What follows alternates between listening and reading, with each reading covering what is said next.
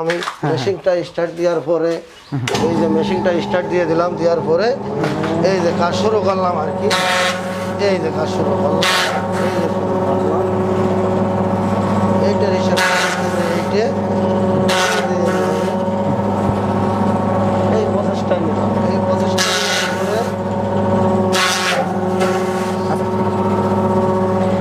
তো এই প্রসেসটা নিলাম। এইটা হচ্ছে মোটামুটি প্রসেস। হ্যাঁ, আচ্ছা দেখি তো এটা এটা একটু এটা একটু এই যে এইটা এই যে এই হয়ে গেল সুতা। হ্যাঁ, এইটা হয়ে গেলে এইটার পানি দেওয়ার পরে এইটা ওয়াশ করতে হবে। ওয়াশ করার পরে শুকানোর পরে আবার ওয়াশ করতে হবে। ওয়াশ করার পরে তারপরে এই যে এইগুলো যে সামনে যেগুলো দেখছেন এইগুলো পর্যন্ত আসবে। আচ্ছা আচ্ছা আসার পরে এইটা মেশিনে মানে অন্য জায়গায় সে মেশিনের দাম আগে 4-5 লক্ষ টাকা চাইনাতে পাওয়া যায়। ওই মেশিনগুলো করে ওর পরে দিয়ে তুলা করতে হবে।